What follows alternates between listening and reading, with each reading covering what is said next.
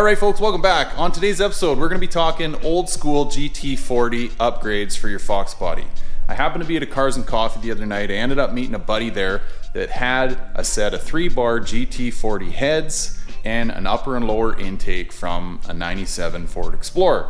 He was fortunate enough to find this Explorer laying around in a salvage yard, stripped the top end off of it, had it sitting in his garage, wanted to free up some space, get some cash, and I happened to be the guy that jumped on that grenade and gave him that cash. So what we're going to be talking about is these GT40 old school upgrades. Now on my bench, I've got one E7 head, I've got one of the GT40 3-bar heads. We're going to compare the two, and I also have the Explorer upper and lower intake. Now where I'm going with all this is probably going to be a future build for the 91 Vert. I want to do a nostalgic GT40 top end kit. We're going to talk about the cam that I'm going to pick and all that good stuff too, down the road most likely. But today I just want to show you the differences between these GT40 bits and pieces and the stock ones. Okay guys, well let's start with the intake. So this is the stock intake from a 96, 97 Ford Explorer. And these are considered the GT40 bits and pieces that these Explorers came with. Don't ask me why they did come with it. It's still a little bit of a mystery to me as to why these Explorers got this upgrade, but it is what it is, and I guess we should just be thankful that we can find these things laying around in salvage yards and pick them up for reasonable amounts of money. They are getting more expensive, but you can still find them kicking around.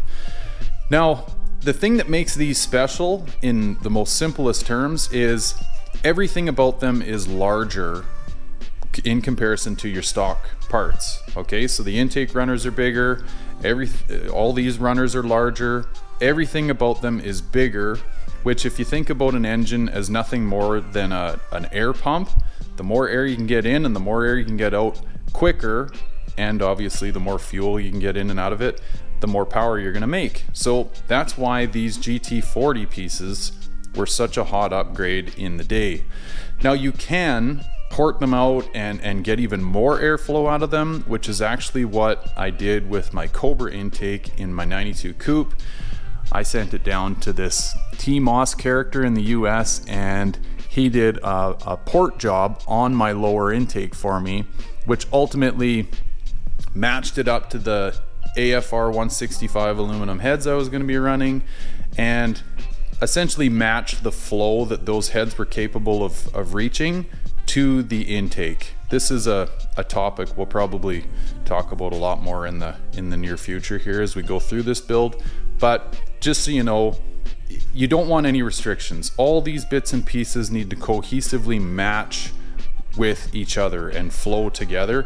If not, if you got a restriction somewhere in the setup, that's going to be your weak point, and that's where you're going to lose power.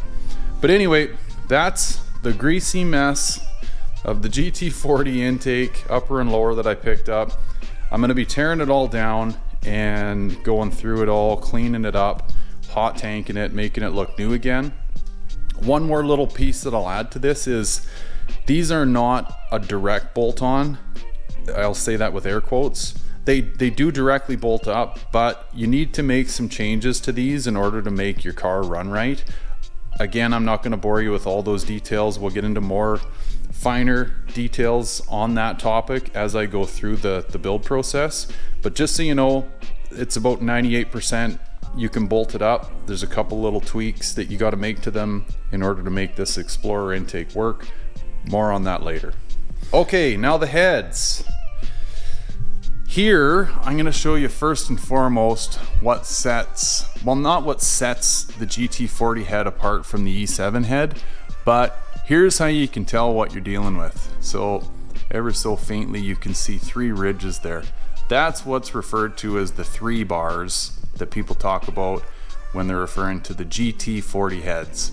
The GT40P heads, which have a little bit of a different spark plug configuration, and overall a smaller combustion chamber, but I won't get into those technicalities right now. They'll have 4 bars right here instead of 3. So this is your dead giveaway as to what type of GT40 head you're dealing with.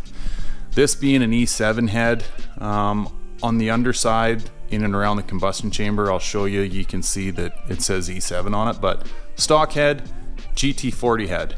Now, while I got them in this configuration, what I want to show you is try to somehow give you a direct comparison, but essentially the exhaust port on the GT40 head is a lot larger than that of the E7.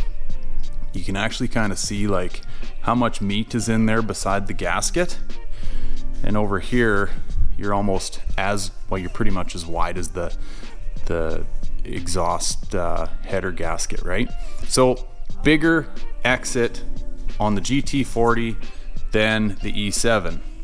Now, in a similar comparison, on the intake side, the GT40 is again a lot larger than the E7. Okay, so going back to my air pump analogy, this is what makes these GT40 heads that much more impressive than the E7s. Some people have gone to great lengths to port and polish E7 heads. I don't know if it's worth horsing around with. I mean, it's always better to start with a bigger hole that you can ultimately, then this is what I'm going to do too. I'm going to get these heads ported to get even more out of them, but it's always best to start with a big hole and make it bigger versus a small hole and try and make it really big. So whatever. Again, I'll talk to you more about that as these things get stripped down, cleaned up, and sent to the machine shop. But those are two of the main differences. I mean, you can get into the combustion chamber end of things, and you know that all factors into this equation too. But I wanted to try to keep this high level and just give you some of the more key indicators that make these GT40 iron heads better than your stock E7 heads. Here's the bottom side of the two heads side by side. So this being the E7, this being the GT40 head. As I mentioned earlier, you know, here you can see in the stamping on the E7 head, it's embossed in there, it says E7. If someone's trying to tell you that they got a set of GT40 heads on their car and you're a little confused as to whether or not they are or they aren't, because they are somewhat difficult to tell on the car, look for those 3 bars. It's actually on the bottom side of this head, but the 3 bars are the dead giveaway, okay? The E7s have no bars.